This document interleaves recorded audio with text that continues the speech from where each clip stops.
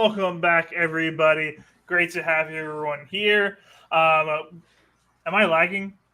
The sound was a little off from the Okay, intro. okay, Yeah. okay. I just want to make sure it wasn't me. It wasn't just me. Okay, cool. Yeah, I was Well, figuring out thank you too. guys for tuning in. Sorry for the technical difficulties here. I don't know what's going on, but it is a great Monday. We're all three of us here. We're talking NFL news, and we're getting excited, ready for the drafts, ready to break down all the crazy NFL news today.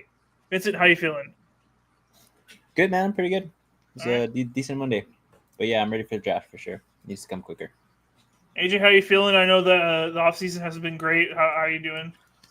That's an understatement. Yeah, the offseason has been kind of wild. But I'm just ready for the season to start. And shame on me, dude. I haven't even watched the UFL either. I know I said I was going to watch it this year, but it's just not the same. It's not my Niners. When do they play games? They already started No, like what days of the week? Saturday, Sundays. Saturday, Sundays? Maybe I'll try. We'll see. I didn't need a team to root for. I need somebody to want to win. I know San Antonio, obviously, I'll say Get the Bulls, man. Oh, dude. but I don't know any of the players. I gotta, I have I gotta feel a connection. The only player I know is Destroying. He's the kicker. Oh, he's the for kicker, San right? Oh, okay. But I don't even like him though. I don't even really like that guy. Too. All right, well, let's go ahead and get into the topics for today, guys. First off, we're going to talk about a certain wide receiver who's always making news, always making noise.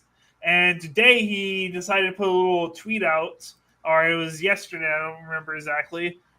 But he is throwing up the peace sign saying, I'm outies on a potential trade.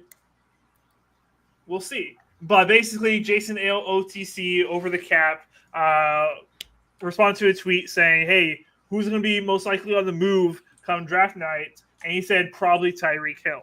Now, there's a lot of guys potentially on the trade block for the draft. Tyreek Hill is one of them, as he has been very vocal ever since the season has ended, that he wants to be out of there. He no longer wants to be with the Dolphins. He's outies, basically. And during that process, the Dolphins have been pretty adamant in saying, hey, we're not trading him away. We want to keep Tyreek. But he's pretty adamant saying, I want to get out of there. So he's still being vocal about it. We're getting close and closer to draft day. A lot of teams are always willing to overpay or overspend for wide receivers. Do you guys see him going anywhere? And if so, where would he go? AJ. I think you want it. Yeah, you. Oh, okay. One, I know it's Tyreek Hill, right? But what did we see last year? We saw a lot of drop passes. We saw him getting locked up. Yeah, he still has the speed, but what team would really want him? Do I see him getting traded? Not really. I really don't see that much interest. Does he want to get traded to a championship team? I don't think he does. He left the Kansas City Chiefs for a bigger bag. He's said multiple times that he's very grateful for the contract that he got. I think he's looking for more money. I mean, he has 11 kids with 10 different girls. He has some child support. That guy needs to get out of Miami, man. He needs to get out of Miami. So I honestly see this. If it were to happen, right, okay, I would not be surprised if they try to get another weapon out there in New England. I would not be surprised if New England makes. Yeah, that's tough. Okay, I get that it's tough, but think about what New England will have to give up, right? For if I'm the Miami Dolphins and New England comes out and says, "Hey, we're interested in Tyreek Hill," for me, I'm like, okay, we free up some cap space, even though it's not real. Free up the cap space. We're gonna get some draft capital. I'm just saying that to tease you. We're getting some draft capital, and I mean, what really is the Patriots? What are the Patriots going to do? With talent or no talent, they're still very young. What are they going to do? I would see the Patriots making a move for it, if any of the team. I think they definitely would want Tyreek Hill. I definitely agree with you there. Vincent, what are your thoughts? My only thoughts is obviously there's 31 other teams in the NFL. So obviously there's going to be one at least who wants Tyreek Hill, no matter how washed up he is, no matter how bad of a season he had last year with some pretty bad quarterbacks. Because when Tua was there, it wasn't too bad, but it wasn't too great either. But my main concern here is what are teams going to drop to try to trade for this guy? I mean, we've seen it before where people trade first round picks for solidified wide receivers, but is Tyreek Hill really a solidified wide receiver anymore? If the Seahawks were in on trying to get this guy from Miami, I would want them to send no longer than at least like 2 third-rounders. That's it. Like, I would not want to spend anything larger than that because you're already going to have to pay this guy or pick up the rest of the contract that he's on, and most likely give an extension, either before the season or sometime in the middle of the season before free agency comes out. So I don't know. The only other place I could see him kind of jumping on the bandwagon with people who have the most cap space, why not Washington? They only got like 2 wide receivers. They could use a third. And imagine Tyreek Hill being in the slot. He'd just freaking kill it. We haven't seen that in a while. So I don't know. He could go anywhere, to be honest. It's just whoever wants him.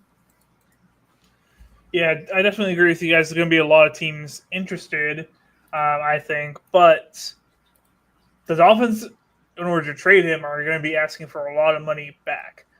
His contract is front-loaded. With next year, not this year, his cap hit goes up to $51 million. So it's a backloaded contract where the cap hit is going to hit him in the end, So they're still on the hook for all that stuff because you've already prepaid it. You got to cap comes due. It is real. You can flex it, but it's not real. It's not just not real. But yeah, I think in order to trade him, they're going to want a lot for him.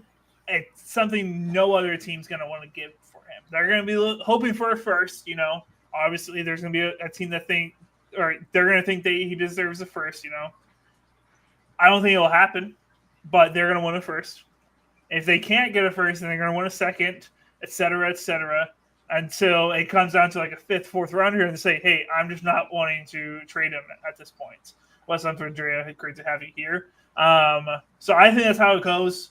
They're going to shop him, or they're going to take calls, really, because Tyreek is shopping himself at this point with his social media presence.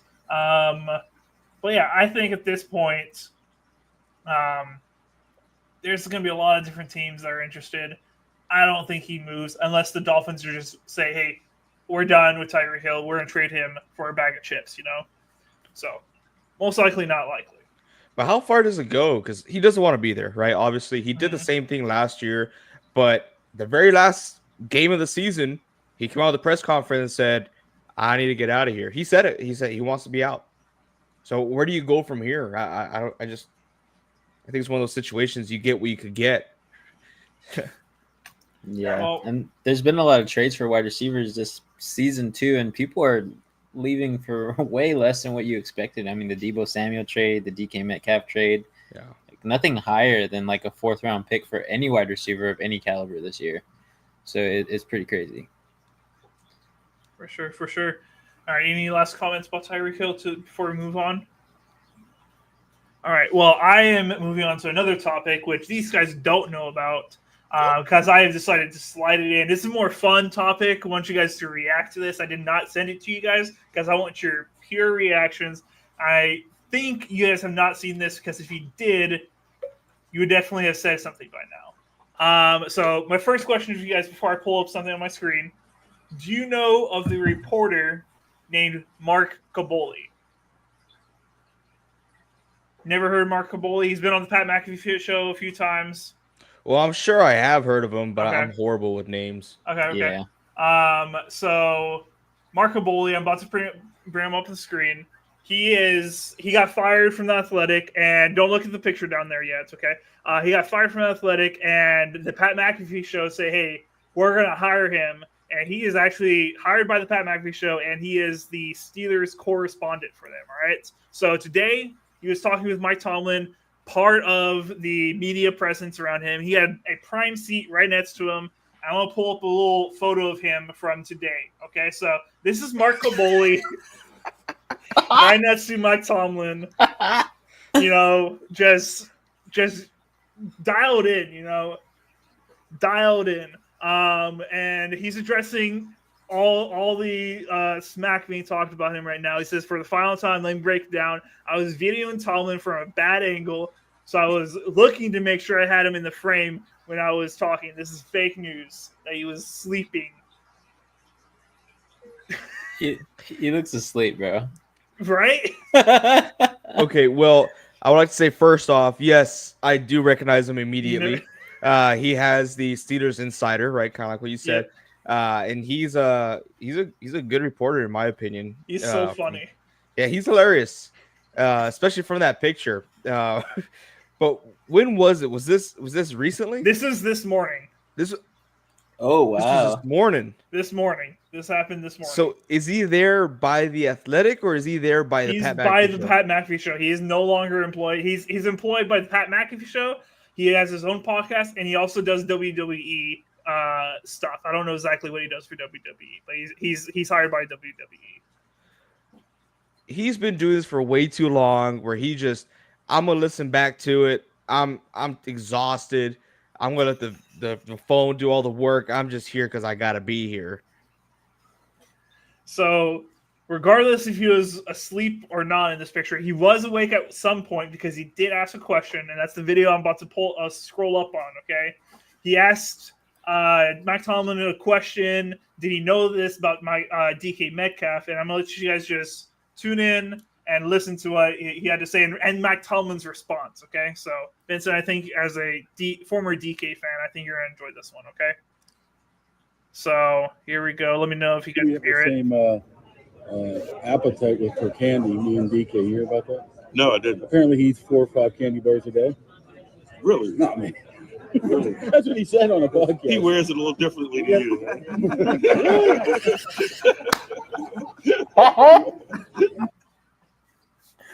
Dang.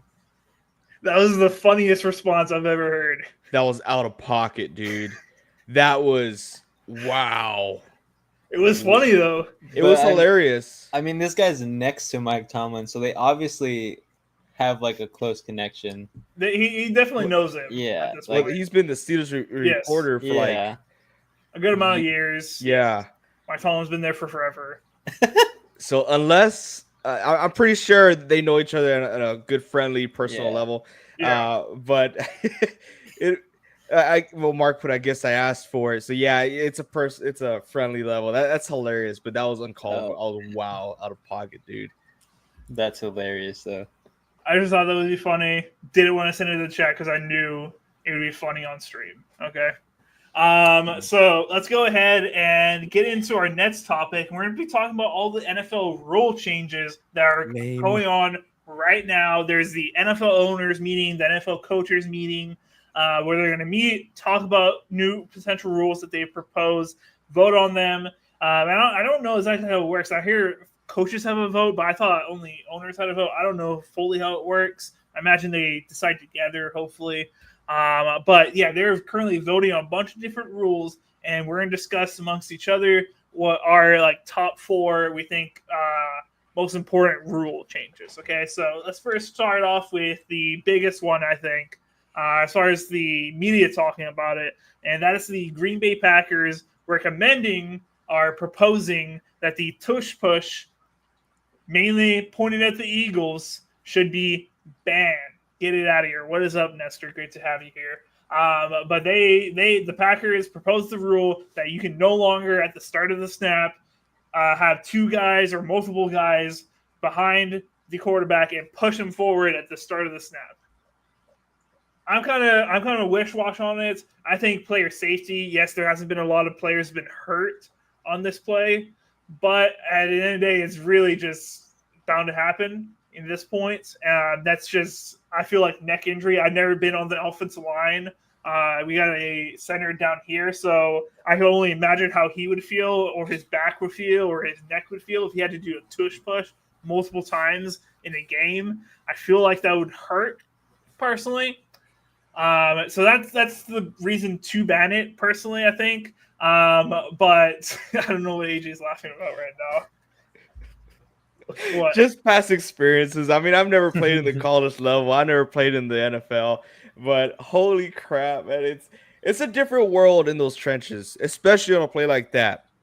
Okay, QB sneak, which I get it's different from a tush push, but as a center, you're getting effed up from Yeah. all angles. Okay, not even just from the front. You're getting killed from behind too, because whether it's a QB sneaker or not, the running back's job is to push the quarterback all the way through. So you're like this, and then you get hit, and then you're getting pushed, and then your back gets pushed more, and you're just at one point you're just screaming because you don't know where it's coming from. You're like, you don't know what's happening, right? Help me. And you just feel your body. Like you can literally just picture my feet levitate off the ground. You could just feel your body just like moving, and you're like, how am I moving? Where am I going?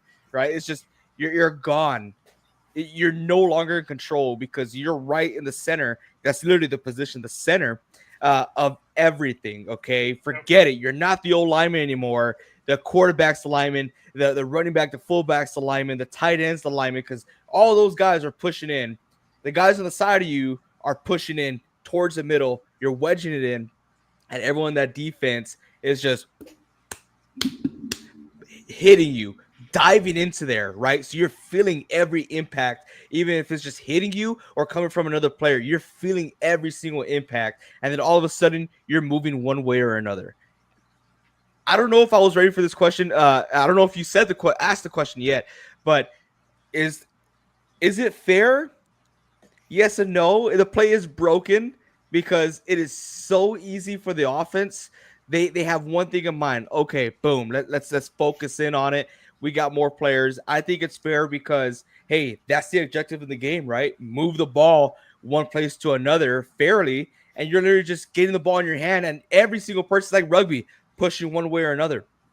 I think it's unfair for the defense because as the offense, if a defense fully commits to the tush push, the offense can easily just be like, hike, toss it behind my back, running the outside touchdown, right? Mm-hmm. That's what makes it a little unfair. But I think it should stay. It's just how football is. But people are going to have, there's not a lot of injuries right now, but there's going to be a lot of long-term injuries. That's going to be bad. I completely agree with you, AJ. The only reason I think you should ban it is because of injuries. To ban it as far as a competitive level where it's unfair, I disagree with. Even though the Eagles have just mastered this play almost to a T, I believe. I think it's like, I don't have the stat in front of me, but it was like 128 times they've run the tush push over the past 3 years, and they have a 87% success rate with it. 87.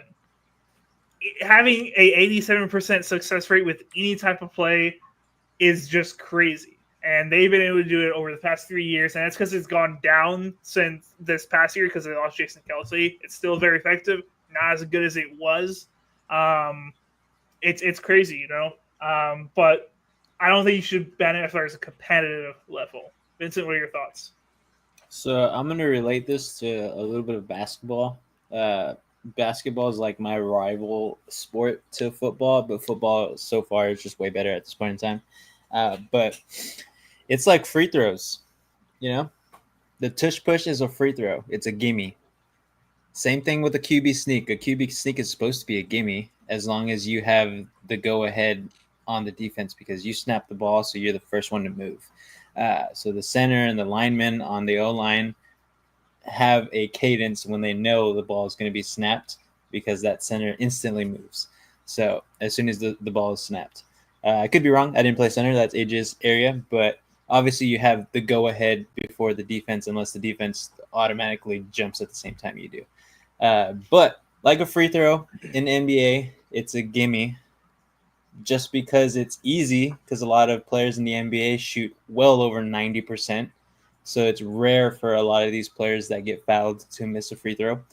And just like you said, 87% success rate for the tush push. I mean, just because it's a high effective rating doesn't mean you should take it out. stop them the other 2 plays so they don't get to 3rd and 1. Stop them the first 3 plays so they don't get to 4th and 1. That's how it has to work. We saw what Nick Bolton did. I think it was him. He jumped over the entire line just to try to get to Jalen Hurts. There's ways to stop it. I mean, 13% of the time it's been stopped. Do they go back right after that and do it again? Yeah, they do, but that is what it is. I just don't agree with it. I'm okay with them prompting to try to get it banned because, you can try whatever you want to try at that meeting for a rule change. But do I think it's going to get banned? I don't think so. Not even for injury's sake, because they invented neck rolls. Sometimes those help. But I don't know if a center wants to wear it just because that neck roll is a little bit.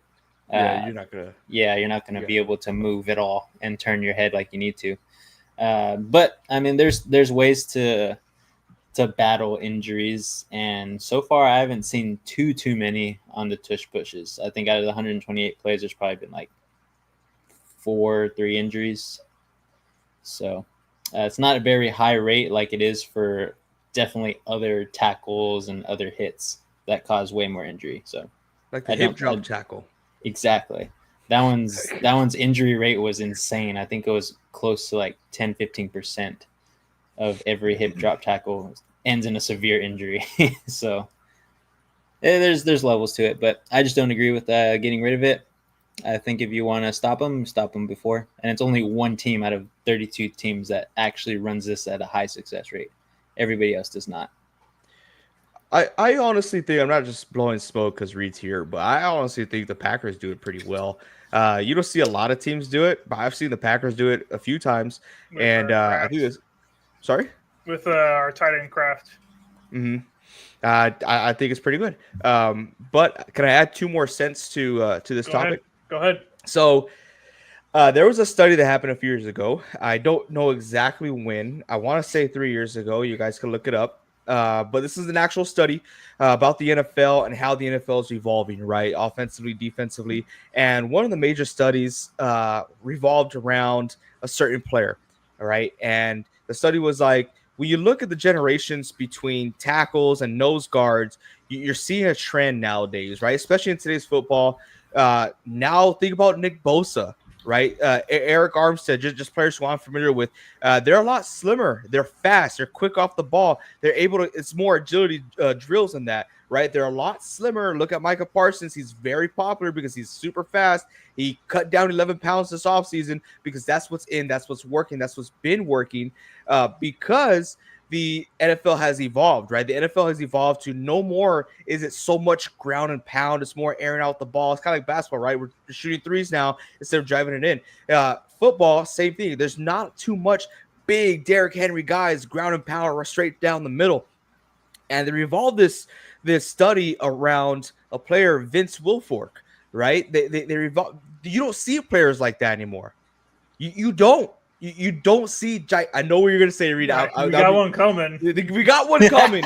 He's a savior. Okay, mark my words. I think just out of spite, the Eagles will draft him just to save their own behinds. Okay, but we don't see players like Vince Wilfork anymore because there's really no need for them. It's all about the pass rush. How fast can you get to the quarterback?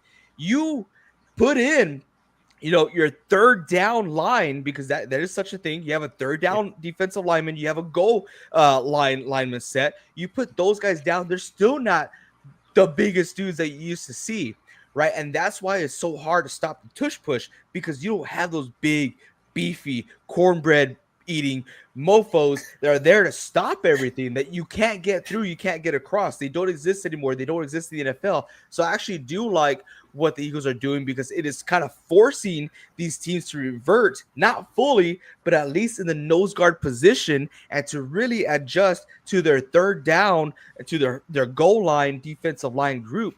It happens all the time. It's not, you don't notice it because the star players like Max Crosby, Nick Bosa, TJ Watt, they're there every single play because they get away with it. They could handle that kind of stuff, right? But the other players, they're constantly in rotation. You see those guys go in and out because, one, they got to catch a breath, right? I get that. But two, it's situational downs.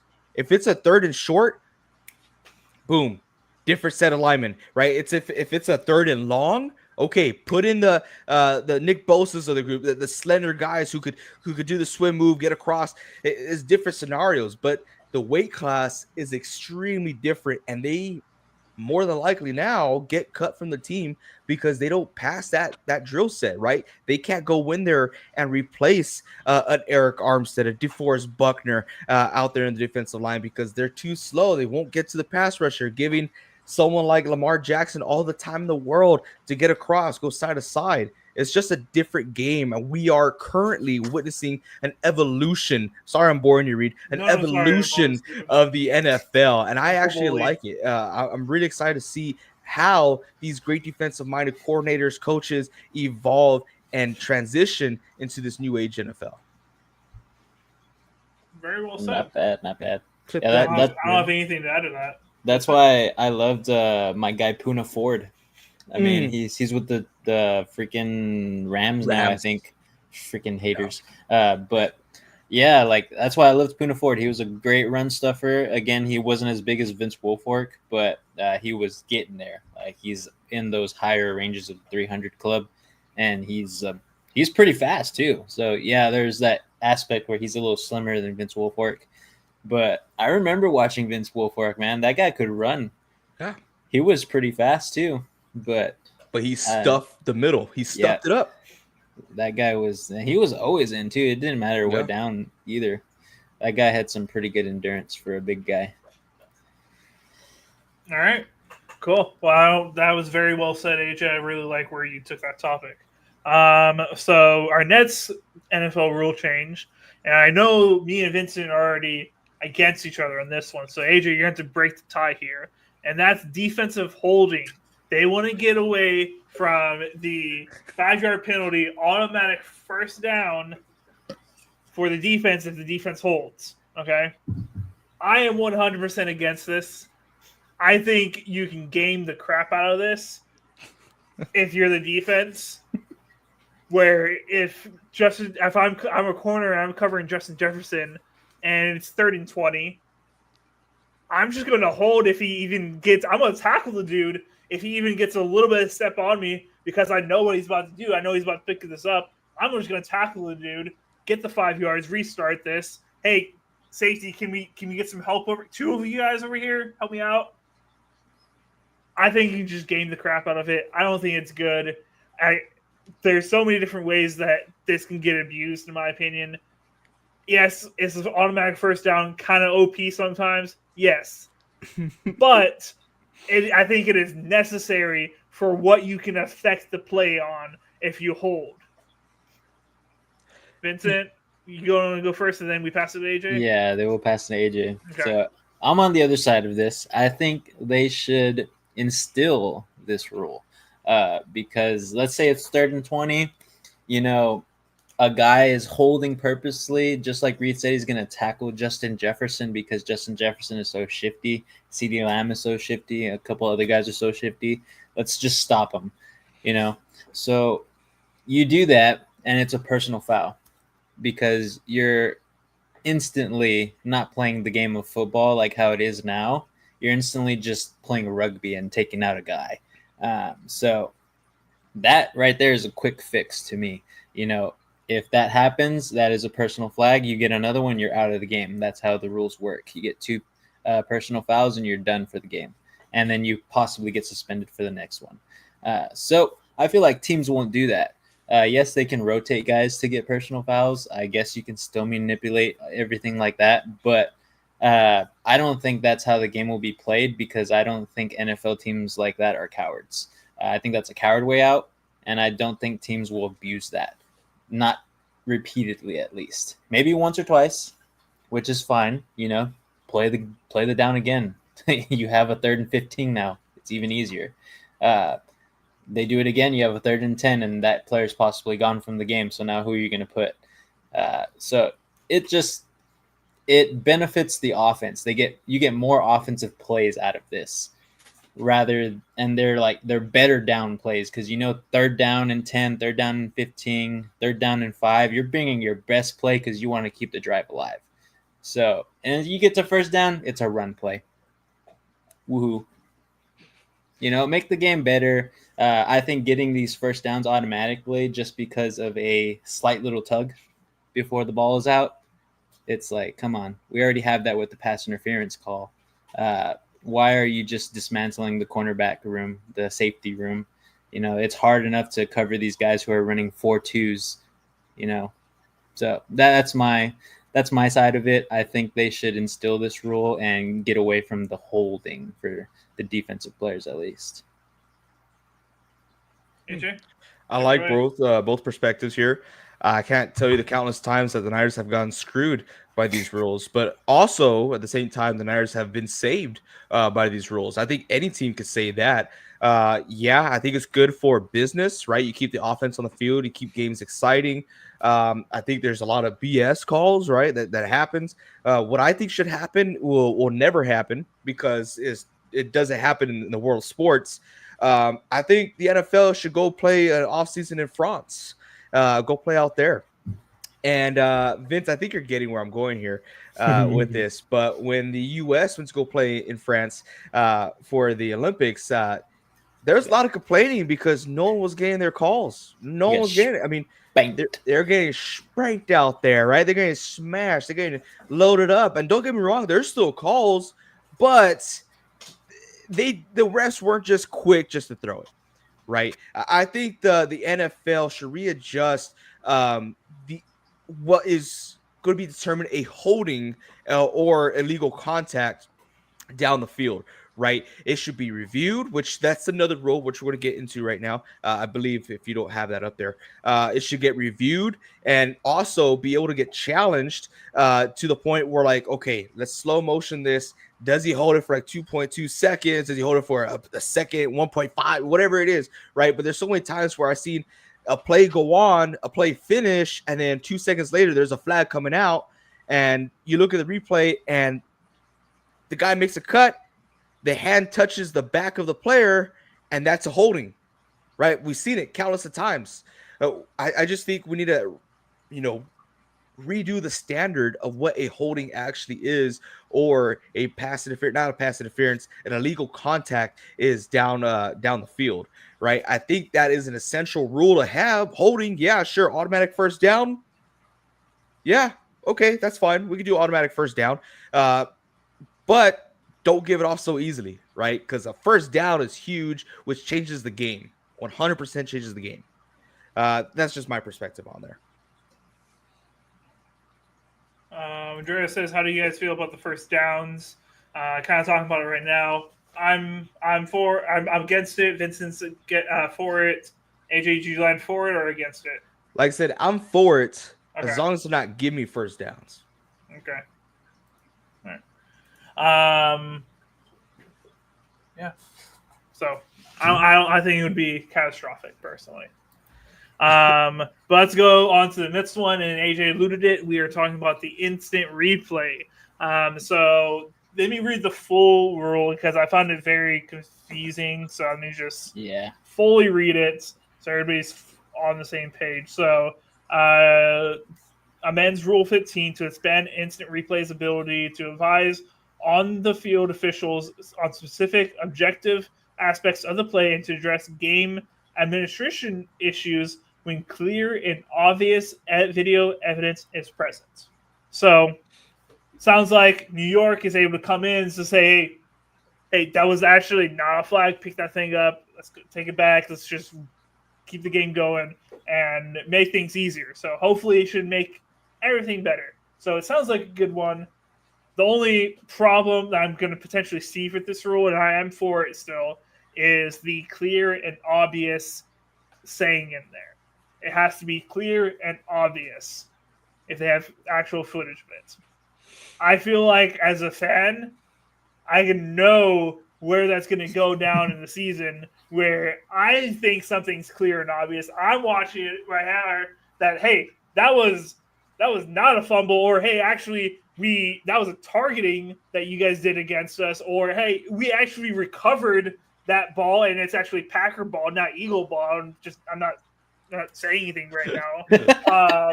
Not alluding to anything. But I'm going to be very upset if they do not call that, as I'm calling it, as clear and obvious. That's the only thing. It's just going to become more NFL rigged, which it's not. More NFL rigged? It's become more NFL rigged. That's what those fans out there are going to say. Oh, that's what they're. I sound like you just said that. I didn't say it. I don't think it's rigged at all. At all. So that's my only thing I think is going to become a problem. But most of them I'm for this rule. What do you guys think? When I hear this rule, one game comes to mind. The first thing that comes to mind was the Niners Seahawks game. I love how we all have that one game. Yeah, because we're all there in person, right? Is it clear and obvious? What the hell? They only showed the replay once, and after that once replay, we're all of us, right? A fan of the Niners, a fan of the Seahawks, and a neutral fan of both teams. Just like, yo, he touched the damn ball. The kickoff, right? Where the return touched the ball, the Niners recovered. They didn't count it because Thursday Night Football rules has different video assistance or whatever it is. I thought that was total BS and could have changed the outcome of the game completely. I just say stop beating around the bush. NFL, you got the money. If it's okay, two things, right? Sorry. Two things. Go ahead. If it's not clear and obvious, right? Of course, that's up to an individual, but they're going clear and obvious off a picture. Then why do we have refs out there? I know the answer to that, right? But if we want referees out there, then we should have that human perspective, right? We should have. Why have an umpire in baseball? Right, that's just how the game goes. It's a human perspective. Hey, that's a call, whether it be good or bad. That is a call from a ref who's somewhere on the field. It go that perspective. If you don't want to, the NFL, you got more than enough money. Stop cheaping out and go the UFL route, the XFL, whatever you want to call it, where you have cameras everywhere. You have a sensor in the ball on the field, drones flying. We're in 2025, people. Like, there's no excuse not to know whether it's a first down or not, whether to know if it's a touchdown or not. Like that's just some BS, right? Have the human perspective there, have the ability to challenge it, and then have the equipment to find clear-cut evidence. Doesn't matter where the damn angle is at.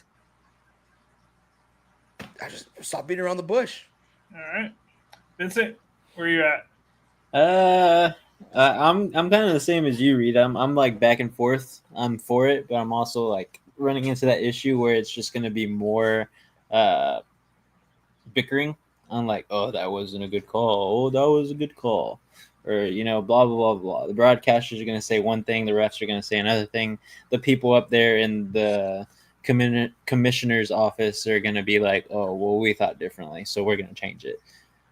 So yeah, I agree with AJ here that we need the human perspective, just to, visually, this is what I saw. Visually, my other refs also saw this, and this is what we're going to call.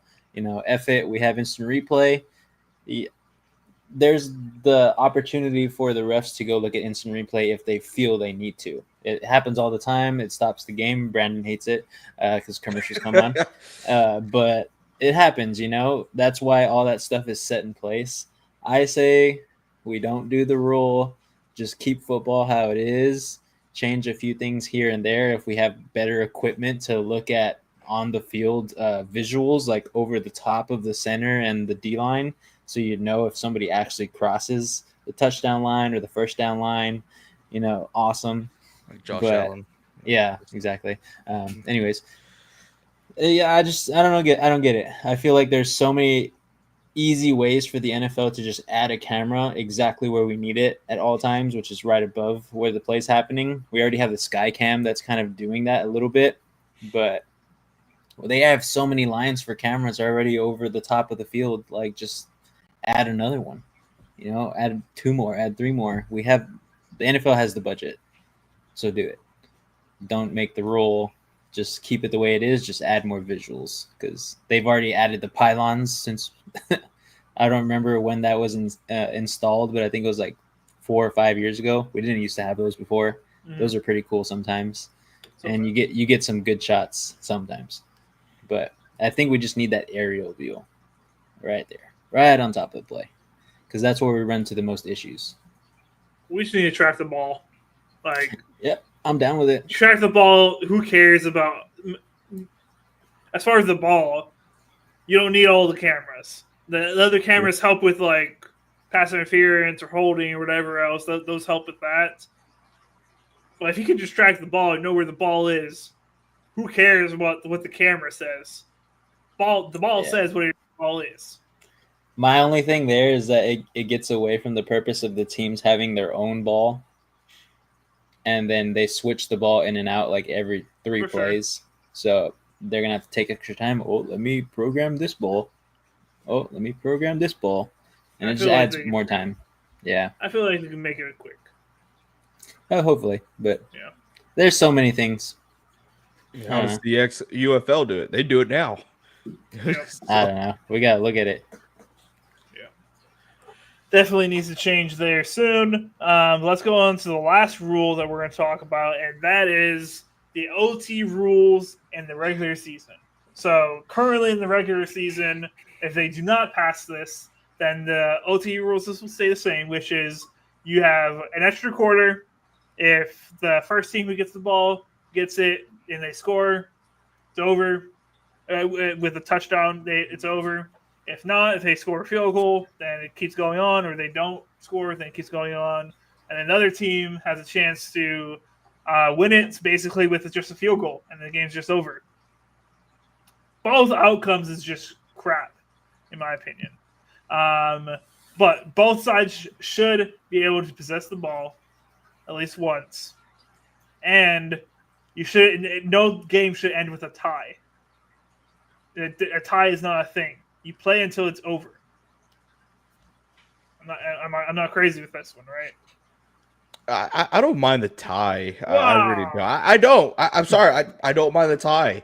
Overtime rules. I mean, we talk about this every single year. It's not going to change. It sucks. The overtime rules suck. And for them to be like, oh yeah, the overtime rules are the same throughout the whole season, but the postseason, we're going to do it this way. Yeah. Because it's fair for both teams. Yeah. So we can see really what team deserves to win. I mean, what? That's idiotic, man. I think that's stupid to have it just in the postseason. Keep it all the same. It would also help the Niner players because they don't know which OT rules are the correct ones, right? In the postseason, yeah. I mean, I don't think a lot of teams don't know the OT rules because a lot That's of teams fair. don't make it to the postseason or make it far in the postseason. Oh, it's crazy when you make it far. Let's shoot you back, dog. Come on. All right. So funny. I also don't mind ties. Like, I'm not 100% like, yeah, I want some ties during the season. Yeah, it's awesome. But I just think if they're going to make the playoff overtime rules like how they are, they need to just make it like that in the in-season as well. The only thing that happens differently in playoffs is that the game cannot end in a tie because both teams cannot move on. But during the season, if it ends in a tie just to prevent injuries, it's fine. Or something that's always been brought up too, just freaking do it like college, bro. Oh yeah. 25-yard line, offense is out there trying to score, then the other team's offense is out there trying to score on the 25. And if it's both touchdowns, both 2-point conversions, you keep freaking going until somebody wins, which I'm cool with that too. But I'd like to keep it different than college because it's a different game, different level, different skill sets. So I'd say at least both teams get a possession regardless of if the first team scored a touchdown, and it just goes like that, an extra quarter of game basically. So yeah. All right. Well, that's it for rule changes, unless anybody has anything else as far as rule changes. All right. Let's talk about some other NFL news.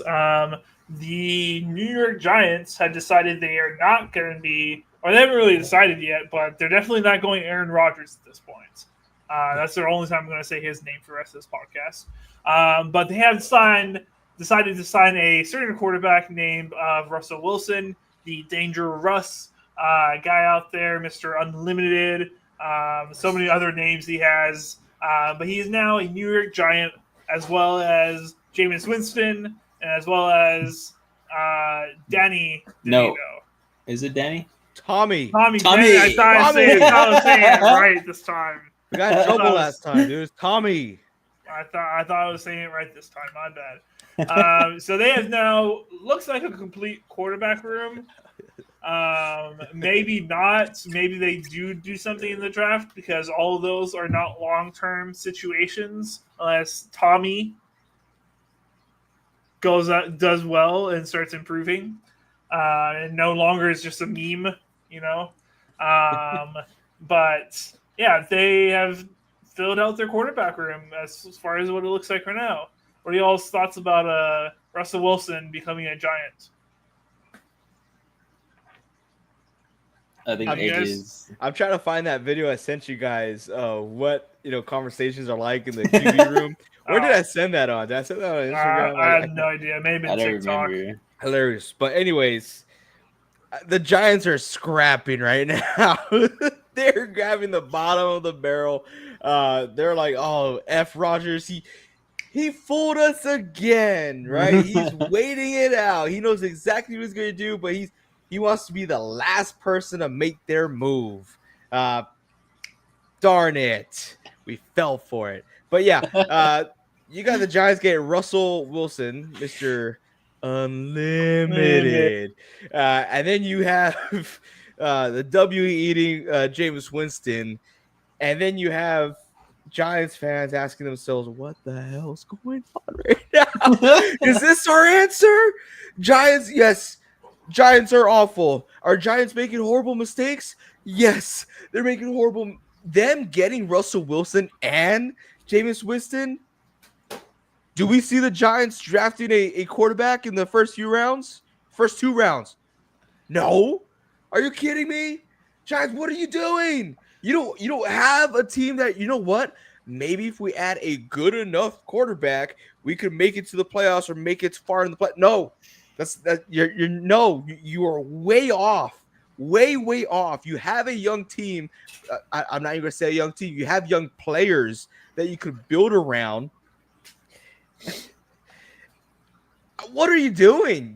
You gave your oldest wide receiver the contract that you could have given Saquon Barkley that just won a Super Bowl, and you gave it to your oldest wide receiver that hasn't done jack squat. And you have a player like Malik Neighbors. You have a player defensively with the name of Thibodeau who are hungry, who are young, who could do things. And instead of building around those players, you're making horrible mistakes. You're getting aging quarterbacks. Yes, both quarterbacks are old, right? They're aging. Jameis Winston, Russell Wilson, that have what type of history, what type of background.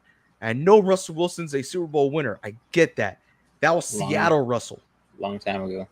Yes, 10 very years. long time ago. Ever since he got traded, that's been a different dude. Think about Aaron Rodgers. Different dude, right? I think I'd rather have Aaron Rodgers than Russell Wilson. That's just how it is. So you're literally scraping up. You're trying to cover yourself of like, oh my gosh, we got rid of our quarterback. We made no quarterback moves this offseason. We waited for this guy. We can't wait any longer. Let's reassure ourselves. We got Russell Wilson. We got Jameis Winston. Okay, who are you going to draft? That you're losing out on money. You're not helping yourself out here. I would be furious. I would renounce my fanmanship, whatever you call it, towards the Giants. I'd be done. Done. It's disgusting out there. I don't like it one bit. That's it. I disagree with AJ. I would have rather had Russell Wilson than Aaron Rodgers. But that's just me. Just because of at the point of their careers that they're still in, I still think Russ has some juice left in the tank. Is it a lot of juice? No. It's not unlimited juice. That's for sure. But I think the Giants are just not a winning team, you know? They don't have that mindset as an organization. There's teams that are saying, hey, we're going into rebuild and we're going to stay here for 10 years because we just can't find the right pieces. And then there are teams that are, drafting well, signing guys that are actually going to make a difference, not just signing guys because, we need to fill a roster spot. Some teams just don't know how to wait. I think if I were the Giants, I would have waited and I would have drafted a quarterback, even though they have horrible luck with it. But I feel like it's better to do that and end up like the Commanders. Keep your guys that you really like and enjoy and feel like they're a staple point of your team. Not Darius Slayton. Don't sign Darius Slayton to $33 million for 3 years. What the heck are you doing? Darius Slayton's been there forever, and he has never been the number one wide receiver, and they're paying him a good amount of money when they could have let him go and drafted a guy. Trade him away, get some picks, or trade him away for another wide receiver that could actually change the landscape of your team. I don't know. The Giants, I just don't think are a winning organization. I don't think they're capable of waiting and making their luck happen. They're just hoping that the luck from another team who let go of these players and didn't re-sign them for a reason are going to fit their system and be miraculous players. It just doesn't happen like that, especially with the type of coaching style that they have, as well as the organization management style that they have. It just doesn't work. So I think the Giants are just never going to get out of the rut. Obviously they've won a couple of Super Bowls, but that's when they actually had a franchise QB. Right now, they're not moving in that direction. All right. Well, we'll see if they draft Shador or not, because I don't know what you do. I have to imagine there's like some type of cut clause in one of their contracts where they can say bye to Jameis or bye to Russell Wilson before the season or after they draft him. There has to be something where they're not on the hook for all of the contract. I don't know. Yeah, I'm sure they could cut him. I mean, I could definitely see someone like Jameis Winston getting cut during the offseason. Yeah. Because I think Russell Wilson's is like 1 year for, what was it, 20 million, 22 million? I don't remember. 24 or something like that. I don't remember, but it's only 1 year. So obviously if they do draft Shador, Russell Wilson could be right out the door the next season. And I think Jameis Winston's was also a 1 year, possibly a 2 year. I think it was 1. So obviously there's still room for you to draft a quarterback, but do you do it in the first round, or do you wait to try to snag another quarterback that you think is good and then you just stack the defense? Because their defense is not bad, I won't lie. They can use some pieces at the cornerback and safety position again, but their defensive line and linebackers are not horrendous. So just stack the defense and I guess take your pick of the quarterbacks that are left in round 2 or 3. I don't know. I don't know this team's direction. I've never have. Well, they're going in a direction. That is for sure.